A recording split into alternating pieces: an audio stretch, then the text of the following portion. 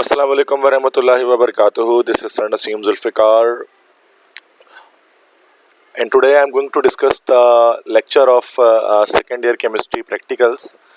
तो काफ़ी स्टूडेंट्स की रिक्वेस्ट थी कि जो है वो प्रैक्टिकल्स होने वाले हैं, चूँकि थ्योरी के एग्ज़ाम्स 24 को ख़त्म हो जाएंगे। इंजीनियरिंग और मेडिकल के पीएचडी का जो पेपर है सैटरडे को, उसके बाद फिर जो है वो प्रैक्टिकल से स्टार्ट होंगे।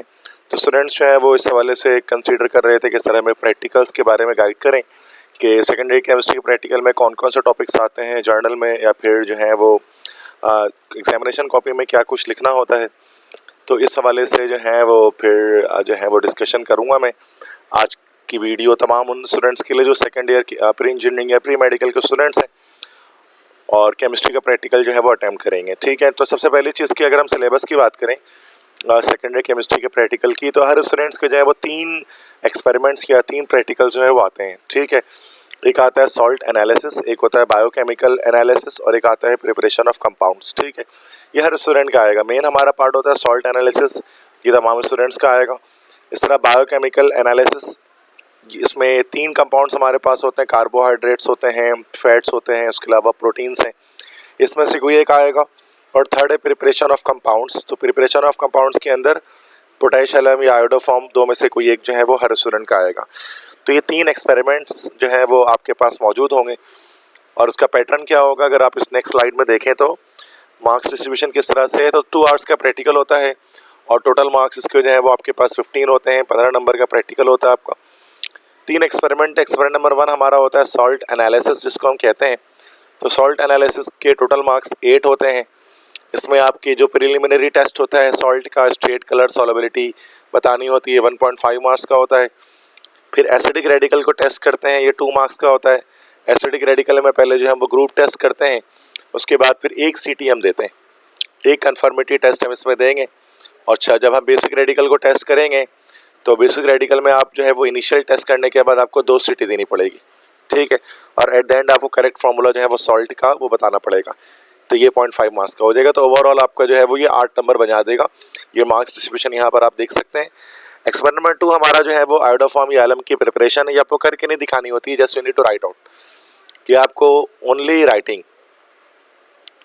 तो ये सिर्फ इसको आपको लिखना होता है, इसको करके नहीं दिखाना होता है। तो इसमें हमारे पास या तो आपके पास आयोडोफॉर्म आया होगा या तो आपके पास पोटेशियम आया होगा। इसका प्रोसीजर और इक्वेशन, ये 2 चीज़ें बस लिखनी होती हैं, 1 नंबर का बस ये आपका होता है। थर्ड एक्सपेरिमेंट होता है बायोकेमिकल एनालिसिस, जिसमें आपको 2 सीटी देनी पड़ती है गिवन कंपाउंड की। अब वो 2 सीटी जो है वो 2 नंबर की होती है, तो 2 मार्क्स के प्रैक्टिकल हो गया। बाद में वाइवा 3 मार्क्स का होता है। जर्नल जो है वो सर्टिफाइड जर्नल 1 नंबर का होता है। तो ओवरऑल आपके इस तरह से 15 मार्क्स जो है वो डिस्ट्रीब्यूट हो जाते हैं सेकेंड ईयर केमिस्ट्री के प्रैक्टिकल में कराची बोर्ड के अकॉर्डिंग। ठीक है, तो ये तो हमने देख लिया। अब आ जाते हैं कि सॉल्ट एनालिसिस की तरफ। तो सॉल्ट क्या चीज़ होती है, अगर आप देखें ना सॉल्ट के बारे में थोड़ा सा थ्योरी में आपको बता दूं, फिर आगे बताता हूँ कि जर्नल में किस तरह से लिखना है या फिर एग्जामिनेशन कॉपी में किस तरह से लिखना है। तो सॉल्ट क्या चीज़ होती है, तो सॉल्ट आपको पता है कि एक ऐसा आयनिक कंपाउंड होता है जो एसिड और बेस की रिएक्शन से बनता है। तो neutralise product of acid and base, कि जब एसिड और बेस की न्यूट्रलाइजेशन होती है तो सॉल्ट बनता है। न्यूट्रलाइजेशन क्या होती है, एक ऐसा रिएक्शन है जिसमें एसिड और बेस रिएक्शन करके सॉल्ट और वाटर की फॉर्मेशन करते हैं। जैसे मिसाल के तौर पे एक एसिड हमने ले लिया HCl हाइड्रोक्लोरिक एसिड, और एक बेस हमने ले लिया NaOH। ठीक है, तो दोनों ने रिएक्शन किया तो NaCl बन गया। चूँकि NaCl ये एसिड और बेस की मिलाप से बना, that's why it is called a salt. एक सॉल्ट बना। अब इसके अंदर एक हमारे पास पॉजिटिव आयन, एक हमारे पास नेगेटिव आयन है। पॉजिटिव आयन जो होता है वो हमारे पास कहलाता है बेसिक रेडिकल, चूँकि वो किसी बेस से आ रहा होता है। आप देखें Na+ यहाँ से इस बेस से आ रहे हैं। और जो नेगेटिव आयन होता है उसको हम एसिडिक रेडिकल कहते हैं। ये जो एनाइन हमारे पास होता है ये किसी एसिड से आ रहा होता है, जैसे कि आप देख सकते हैं कि यहाँ हाइड्रोक्लोरिक एसिड से Cl नेगेटिव आयन जनरेट हो रहा है। तो कोई भी सॉल्ट अगर आप लेंगे, सॉल्ट के अंदर हमारे पास 2 तरह के आइंस होंगे या 2 तरह के रेडिकल्स होंगे, एक बेसिक रेडिकल और एक एसिडिक रेडिकल। ठीक है, अब बेसिक और एसिडिक रेडिकल को हम डिफरेंट ग्रुप्स में जो है वो एक्सप्लेन कर देते हैं, चूँकि डिफरेंट तरह के एसिडिक और बेसिक रेडिकल होते हैं। तो याद रखिएगा 3 हमारे पास जो है वो एसिडिक रेडिकल होते हैं और 6 हमारे पास जो है वो बेसिक रेडिकल होते हैं। जो 3 एसिडिक रेडिकल होते हैं हमारे पास, उनके ग्रुप 1, ग्रुप 2, ग्रुप 3, इस तरह से हम कह सकते हैं। ए से मुराद एसिडिक है, ग्रुप 1, ग्रुप 2, ग्रुप 3, जबकि बेसिक रेडिकल में ग्रुप 1 से लेकर ग्रुप 6 तक है।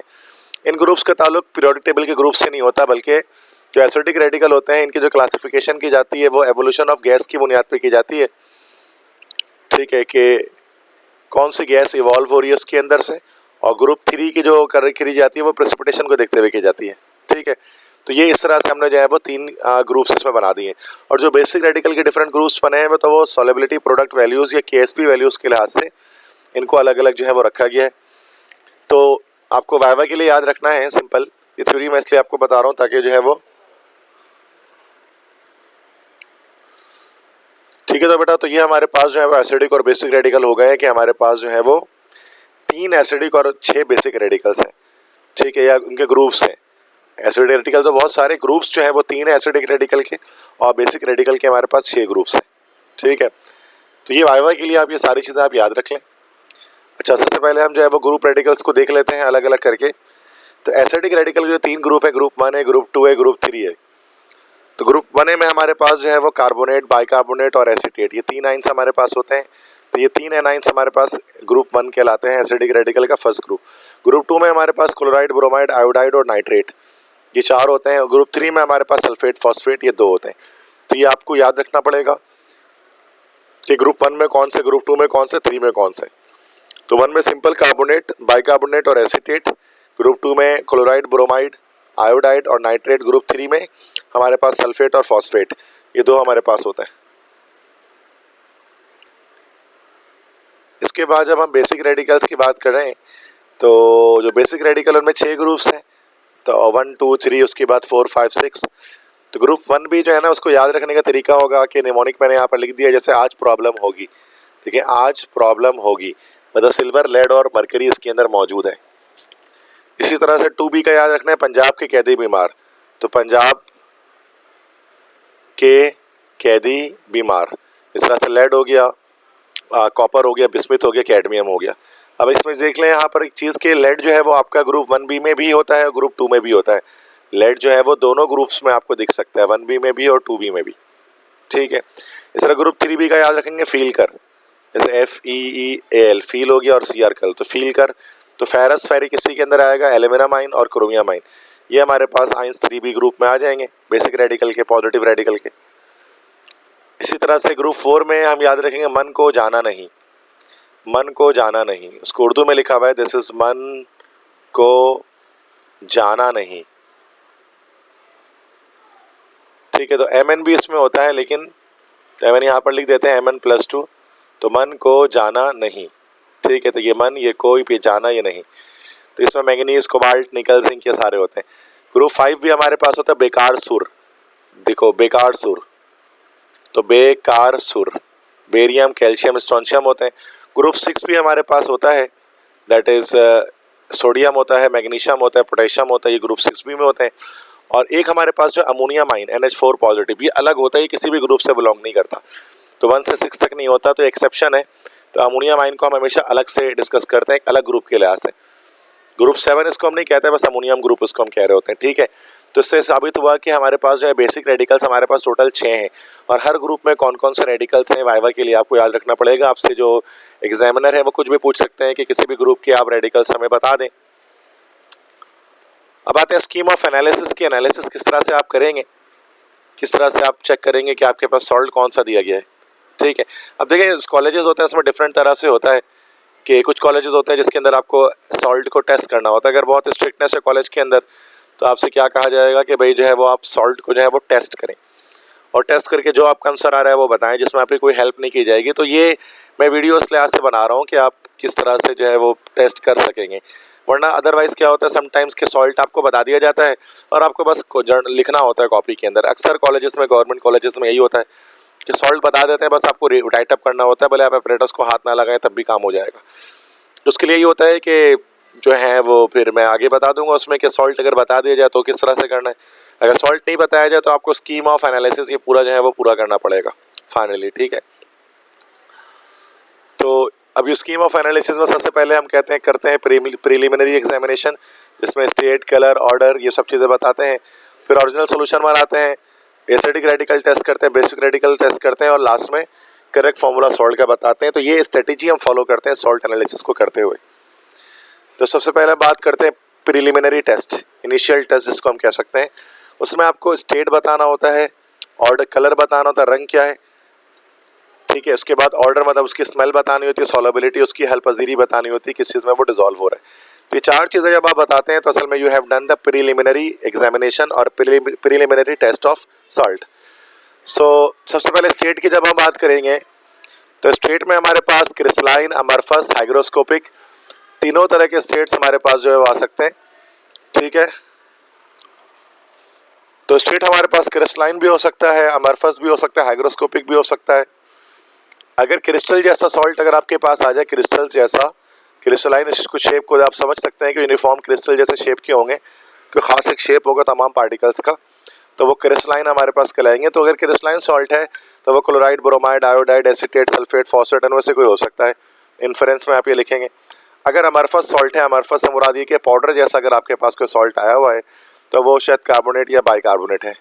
इसी तरह से अगर हाइग्रोस्कोपिक सॉल्ट आया हुआ है, हाइग्रोस्कोपिक किससे कहते हैं, विच कैन एब्जॉर्ब मॉइस्चर, जो कि एब्जॉर्ब कर सकता है। भाई क्या एब्जॉर्ब कर सकता है, मॉइस्चर। कहाँ से एब्जॉर्ब कर सकता है, फ्रॉम एयर। तो अगर वो एयर से मॉइस्चर एब्जॉर्ब कर सक पा रहा है तो वो हमारे पास कहला रहा है, दिस इज कॉल्ड हाइग्रोस्कोपिक। तो वो हाइग्रोस्कोपिक नेचर का, या फिर हम उसको कह सकते हैं कि वो हमारा जो है वो डेलिक्वेसेंट है। तो अगर ऐसी सिचुएशन आ रही है कि वो हाइग्रोस्कोपिक सॉल्ट है, मैं इसके हाथ में रखे रखे या थोड़ी देर में वो गीला हो जा रहा है, लिक्विफाई हो जा रहा है, वो मॉइस्ट हो जा रहा है, तो इसका मतलब ये है कि उसमें या तो क्लोराइड है या तो नाइट्रेट है, दोनों में से कोई एक सॉल्ट ये हमारा जो है वो मौजूद है, क्लोराइड का या नाइट्रेट का। तो असल में स्टेट से हम यहाँ पर जो है जान सकते हैं कि जो हमारा बेसिक रेडिकल क्या है। क्रिस्टलाइन, अमरफस, हाइग्रोस्कोपिक, तीन तरह के सॉल्ट हो सकते हैं। तो सबसे पहले आपको स्टेट लिखनी पड़ती है। इसके बाद कलर।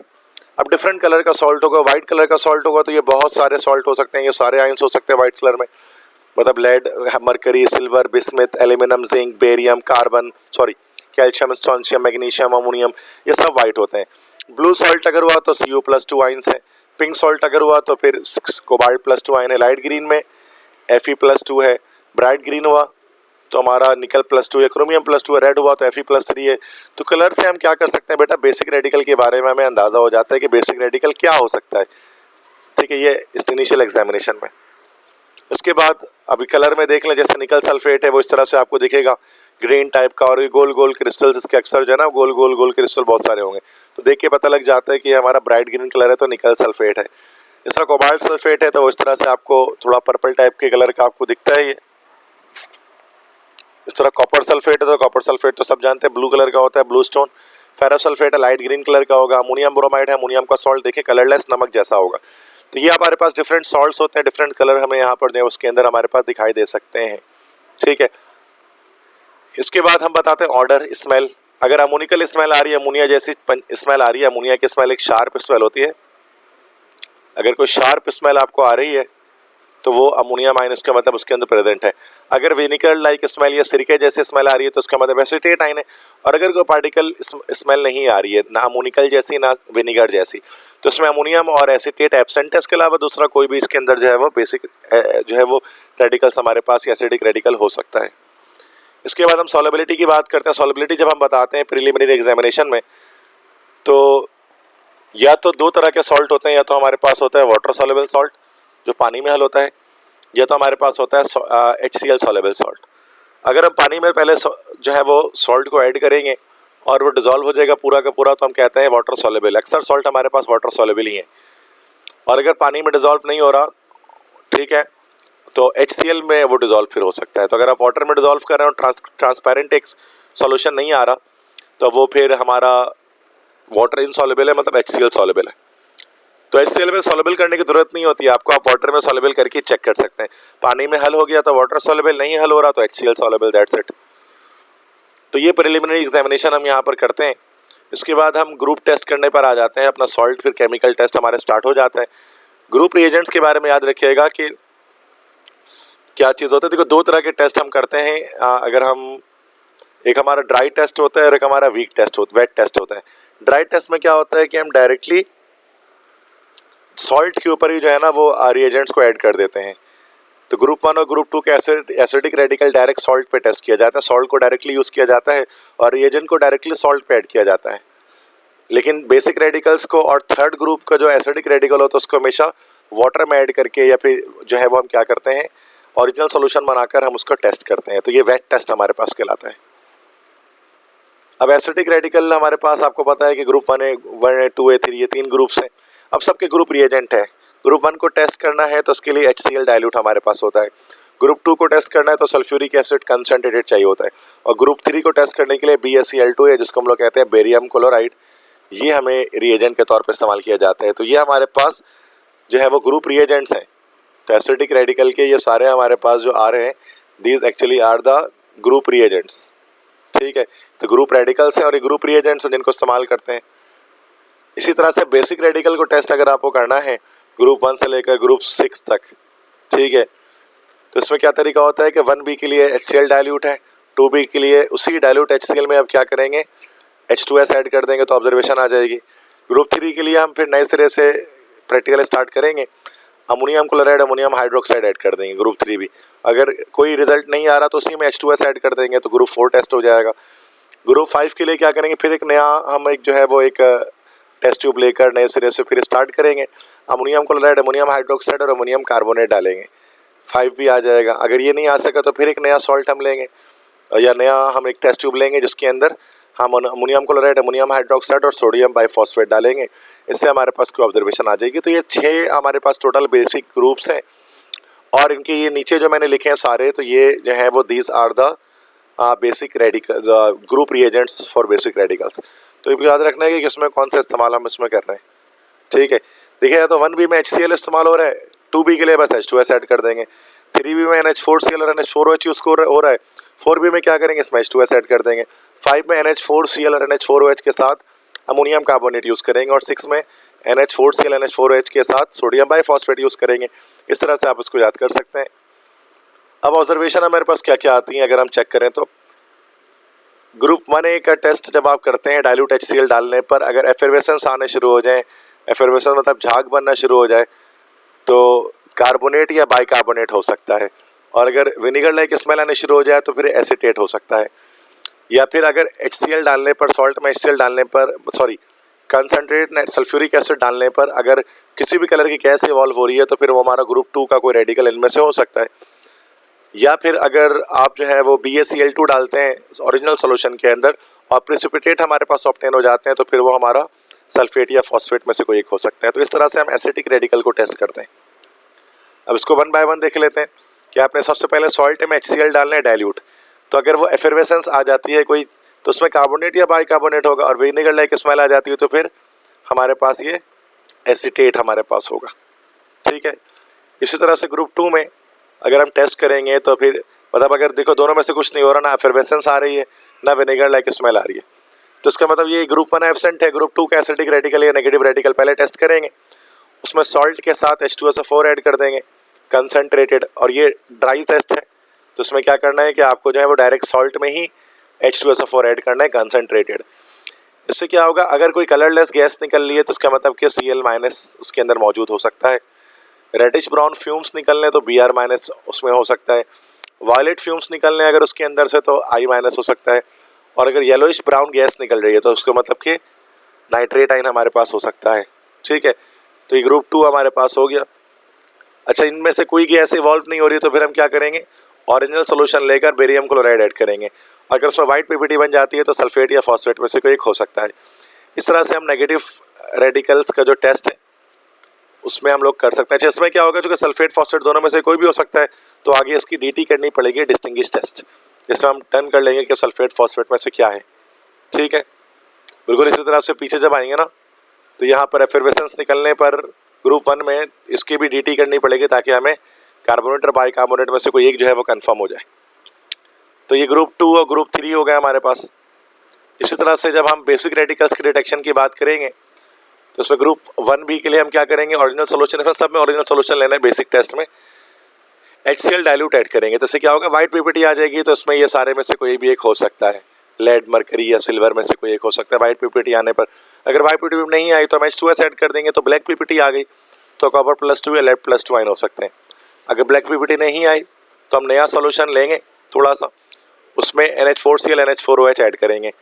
अगर जिलेटिनस वाइट पीपीटी आ जाए तो एल्यूमिनियम +3 आयन, रेडिश पीपीटी आ जाए तो Fe +3 आयन, और ग्रीन पीपीटी आ जाए तो Fe+2 या Cr+3 में से कोई एक आयन हो सकता है। मान लेते हैं ये तीनों ही नहीं आ रहा, तो उसी में हम क्या करेंगे, H2S गैस को फिर ऐड कर देंगे। H2S सोल्यूशन भी हो सकता है, ये H2S गैस की सूरत में भी आपको लैब में मिल सकता है। जब ऐड करेंगे तो ब्लैक पीपीटी अगर फिर आ जाए तो कोबाल्ट या Na+2 है, और डर्टी वाइट पीपीटी आ जाए तो जिंक+2 है।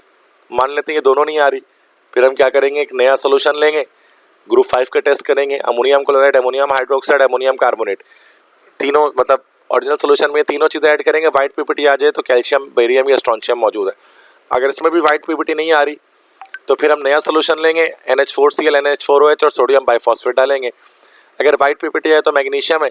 फिर भी कोई पीपीटी अगर नहीं आती, मतलब 6 के 6 टेस्ट आपने कर लिए और कोई भी ऑब्जर्वेशन नहीं आ रही, तो उसका मतलब कि फिर वो हमारा एक्सेप्शन जो था ना, अमोनियम हमारे पास होगा। सबसे एंड में जाकर ये टेस्ट हो रहा होता है NH4+। तो इस तरह स्टेप बाय स्टेप हमें चेक करना है। क्या पता ग्रुप 1 में आपका टेस्ट हो जाए, क्या पता ग्रुप 6 तक कोई टेस्ट ना हो तो फिर अमोनियम हो जाएगा।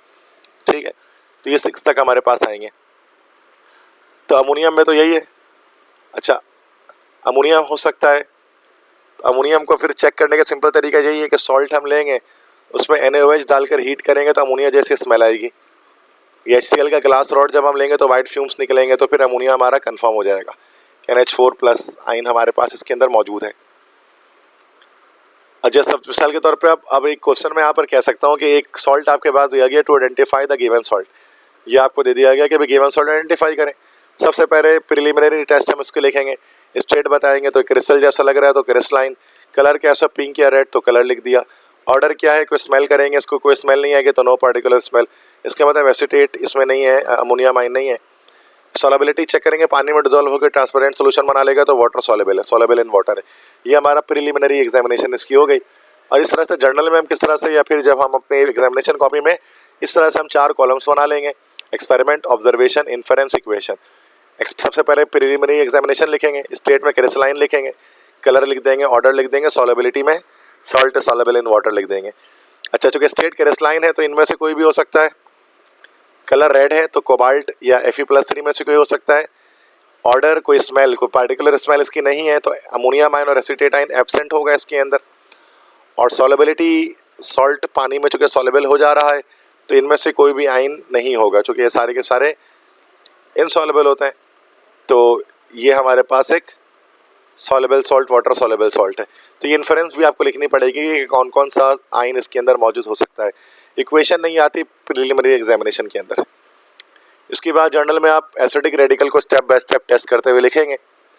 तो सबसे पहले टेस्ट फॉर ग्रुप 1 है, ऐसे लिखेंगे, सॉल्ट में HCl ऐड करेंगे, कोई एफरवेसेंस, कोई स्मेल जैसे कि नहीं आई तो ये सब एब्सेंट है, इक्वेशन नहीं लिखेंगे। ठीक है, 2A ग्रुप का टेस्ट करेंगे तो सॉल्ट में सल्फ्यूरिक एसिड कंसनट्रेटेड डालेंगे, कोई फ्यूम्स या गैस इवॉल्व नहीं हुए तो ये सब के सब एब्सेंट है। ग्रुप 2 के सारे रेडिकल्स, एसिडिक रेडिकल एब्सेंट है। ग्रुप 3 का टेस्ट करेंगे, ओरिजिनल सोल्यूशन में BaCl2 बेरियम क्लोराइड ऐड करेंगे और वाइट पीपीटी आ जाती है तो सल्फेट या फॉस्फेट में से कोई एक हो सकता है। और जो टेस्ट आप कर लेंगे ना, जो टेस्ट आपका पॉजिटिव टेस्ट आएगा उसकी इक्वेशन आपको लिखनी पड़ेगी। जैसे देखिए यहाँ पर इसकी इक्वेशन हमने लिख दी है, तो इसका मतलब जो टेस्ट जो सॉल्ट आपको दिया गया उसके अंदर सल्फेट या फॉस्फेट में से कोई एक चीज़ मौजूद है। अब इसके बाद सल्फेट फॉस्फेट दोनों ही मौजूद हो सकते हैं ना भाई, तो इसका हम यहाँ पर क्या करेंगे कि इसके यहाँ पर फिर हम करेंगे डिस्टिंग्विश टेस्ट, DT जिसको हम लोग कहते हैं। अब जैसे डिस्टिंग्विश टेस्ट, ये DT जिसको हम कहते हैं, देखिए यहाँ पर ये किया हुआ है, वाइट पीपीटी में HCl ऐड कर देंगे। अगर प्रेसिपिटेट डिजॉल्व हो जा रहे हैं तो सल्फेट में भी प्रेजेंट, अगर सॉलेबल नहीं हो रहे हैं तो फिर फॉस्फेट में भी प्रेजेंट। ठीक है, तो इसके केस में क्या होगा कि सल्फेट आयन डिजॉल्व हो जाएगा, तो उसका मतलब ये हमारा हो गया, डिस्टिंग्विश हो गया कि सल्फेट शायद हो।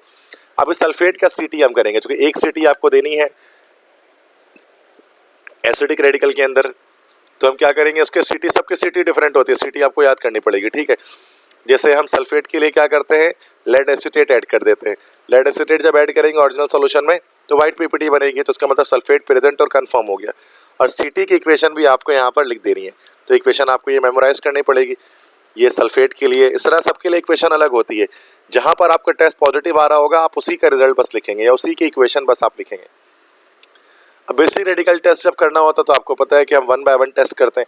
पहले 1B का टेस्ट करते हैं, अगर नहीं प्रेसिपिटेशन आती है तो H2S ऐड करते हैं, फिर भी नहीं आती तो फिर हम ये दोनों चीज़ें ऐड करते हैं, नहीं कोई पीपीटी आती तो H2S ऐड करते हैं, फिर एक नए ओरिजिनल सोल्यूशन में 5B का टेस्ट करते हैं, वो भी नहीं आता तो एक नए सोल्यूशन में, नए ओरिजिनल सोल्यूशन में 6B का ग्रुप रिएजेंट ऐड करके टेस्ट करते हैं। ठीक है, तो ये स्टेप बाय स्टेप हमें करना पड़ता है इसमें। अब इसमें देखें किस तरह से जर्नल में लिखा जाएगा या एग्जामिनेशन कॉपी में। डिस्टिंग्विश सबसे पहले तो यहाँ पर डिटेक्शन ऑफ बेसिक रेडिकल। सबसे पहले हम देख ले test for group 1B group के लिए टेस्ट। तो ओरिजिनल सोल्यूशन में HCl डाला, कोई पीपीटी नहीं आया, तो ये सारे ग्रुप 1B वाले एब्सेंट हो गए। H2S भी ऐड कर दिया, फिर भी कोई पीपीटी नहीं आया, तो ग्रुप 2B के सारे एब्सेंट हो गए। NH4Cl NH4H किया, फिर भी कोई प्रेसिपिटेट नहीं आया, तो ग्रुप 3B के सारे एब्सेंट हैं। इसके बाद H2S ऐड कर दिया उसी के अंदर, उसी सोल्यूशन के अंदर जो हमने जो मिक्सर बनाया हुआ है उसी में H2S ऐड कर दिया, तो फिर ब्लैक पीपीटी बन गई। अगर ब्लैक पीपीटी आपके पास आ जाती है तो कोबाल्ट या निकल दोनों में से कोई एक हो सकता है। कोबाल्ट भी हो सकता है, निकल भी हो सकता है, दोनों की इक्वेशन आपने लिख दी कि ब्लैक पीपीटी क्यों आ रही है। अब डिस्टिंग्विश करने के दोनों में से क्या है, तो DT करेंगे, डिस्टिंग्विश टेस्ट। आप कलर सोल्यूशन का चेक करेंगे, अगर सोल्यूशन का कलर वाटर ऐड करने पर पिंक आ रहा है तो कोबाल्ट में भी प्रेजेंट, शायद कोबाल्ट उसके अंदर है, ठीक है, कोबाल्ट +2 आयन है। तो इसके लिए आप सिटी दे देंगे। अब सिटी देखें, 2 सिटी देनी है, 2 सिटी देनी है बेसिक रेडिकल के लिए। तो एक बार जैसे NaOH ऐड कर दिया तो वायलेट पीपीटी आ गई, तो CO+2 कंफर्म हो गया, इक्वेशन लिख दी। सोडियम कार्बोनेट ऐड करेंगे सेकंड सिटी में, ब्लू पीपीटी आ जाएगी, तो कोबाल्ट +2 कंफर्म हो गया और उसकी इक्वेशन लिख देंगे। तो उसके बाद अब आपका बेसिक रेडिकल कोबाल्ट है और एसिडिक रेडिकल आपका क्या है भाई, जो है वो सल्फेट है। तो एसिडिक रेडिकल आपने पहले टेस्ट कर लिया था, बेसिक रेडिकल आपने बाद में टेस्ट किया था। तो आपको जो गिवन सॉल्ट है वो आपको क्या दिया गया था बेटा, कोबाल्ट सल्फेट दिया गया था। तो इस तरह से हम जो है वो उसको टेस्ट करते हैं और अपने जर्नल में उसको हम लिखते हैं, ठीक है। इसी तरह से एक और सॉल्ट अगर हमें दिया जाए तो ये रिजल्ट देखो, रिजल्ट इस तरह से लिखेंगे। तो given salt contains acidic radical this and basic radical this, given salt is identified as cobalt sulphate COSO4, ये लिख देंगे। ये हमारा फाइनल फिर प्रैक्टिकल सॉल्ट एनालिसिस का एंड हो जाएगा। इसी तरह से मुख्तलिफ और सॉल्ट आ सकते हैं जो कॉमन सॉल्ट कराची में रखे जाते हैं एग्जामिनेशन डे वाले दिन, वो 4-5 ही होते हैं। उन सॉल्ट का मैं आपको बताया था, एक होता है लेड एसीटेट। लेड एसीटेट आपको दिया जा सकता है, जिसकी मैंने कंप्लीट स्टार्ट से एंड तक जो है ना वो आपको क्या कॉपी में लिखना है, यहाँ पर आपको स्क्रीन में दिख रहा होगा, यहाँ से आप स्क्रीनशॉट ले सकते हैं, यहाँ से याद कर सकते हैं। पहला लेड एसीटेट है, ये वाइट सॉल्ट होता है आपके पास। दूसरा सॉल्ट अगर आपके पास जो है वो ब्लू कलर का आ जाए तो वो कॉपर सल्फेट होता है। कॉपर सल्फेट के लिए जर्नल में या रजिस्टर जो एग्जामिनेशन कॉपी में आपको यहाँ से यहाँ तक कंप्लीट आपको लिखना पड़ेगा। इक्वेशंस वगैरह भी इसके अंदर सारी मौजूद है, यहीं से आप याद कर सकते हैं। इस तरह से थर्ड फेरस सल्फेट अगर आपके पास आ गई, लाइट ग्रीन कलर का ये सॉल्ट होता है, तो इसमें ये कंप्लीट लिख देंगे सारी चीज़ें। इसको मैंने एक्सप्लेन कर दिया है, जैसे आपको रिटर्न फॉर्मेट में आपको दिखा रहा हूँ कि किस तरह से स्टेप बाय स्टेप हम इसको सॉल्व करते हैं। इसी तरह से निकल सल्फेट आ सकता है, ब्राइट ग्रीन कलर का होता है, तो उसमें निकल सल्फेट में आपको ये सारी चीज़ें लिखनी है। तो ये कुछ सॉल्ट हमारे पास होते हैं। एक प्रैक्टिकल ख़त्म करने के बाद सेकंड आपका प्रैक्टिकल स्टार्ट हो जाता है, जिसको हम लोग कहते हैं बायोकेमिकल एनालिसिस। अब इसके अंदर हमारे पास या तो प्रोटीन दिया होगा, कार्बोहाइड्रेट या फैट। तो इसमें हमें बस 2 सीटी देनी है, एक प्रिलिमिनरी टेस्ट करना होता है। प्रिलिमिनरी टेस्ट में स्टेट बताते हैं, जैसे कि अगर आपको फर्स्ट, अगर मैं मिसाल के तौर पे आपको अगर कार्बोहाइड्रेट दिया गया है, ग्लूकोज वगैरह, तो क्रिस्टलाइन सॉलिड होता है, वो सॉलेबिलिटी पानी में हल हो जाता है। ड्राई हीटिंग टेस्ट में जब आप उसको हीट करते हैं तो ब्लैक या ब्राउन रेजिड्यू बचता है, चीनी वगैरह में जैसे होता है, तो कार्बोहाइड्रेट शायद हो सकता है। ऑर्डर या स्मेल, इसकी स्वीट स्मेल होती है, इसका मतलब कार्बोहाइड्रेट ही हो सकता है।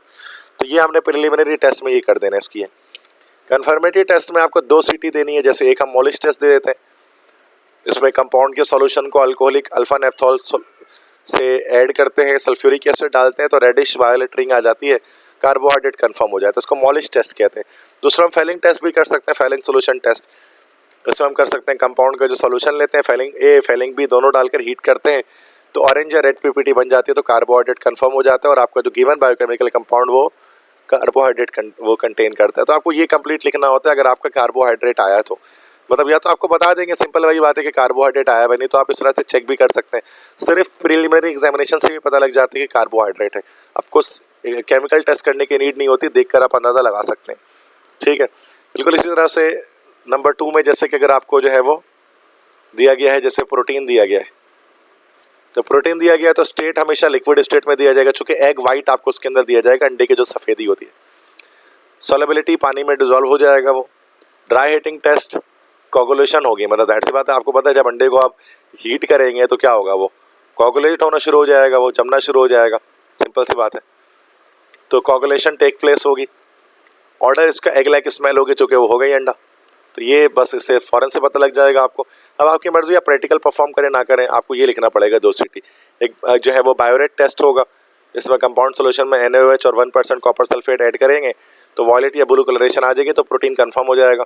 दूसरा लेड एसिटेट टेस्ट होगा, कंपाउंड का सोल्यूशन ले लेंगे, लेड एसिटेट और नाइट्रिक एसिड कुछ ड्रॉप डालेंगे, वाइट पीपीटी आ जाएगी, प्रोटीन दोबारा कंफर्म हो जाएगा। तो ये प्रोटीन अगर आपका आया तो आप ऐसे करना है। तीसरा, अगर आपका ये दोनों नहीं आया तो आपका फैट आया होगा, फैट या चर्बी जिसको हम कहते हैं, या कोई आपको तो चर्बी जैसे दी जाएगी, फैट दिया जाएगा या कैंडल वैक्स दे दिया जाएगा सिंपल। तो स्टेट आपका क्या होगा, वैक्सी सॉलिड होगा, मोम जैसा होगा, वो तो फैट हो सकता है। सॉलेबिलिटी पानी में हल नहीं होता, सिंपल सी बात है, तो फैट पानी में हल नहीं होगा, नॉट सॉल्युबल इन वाटर।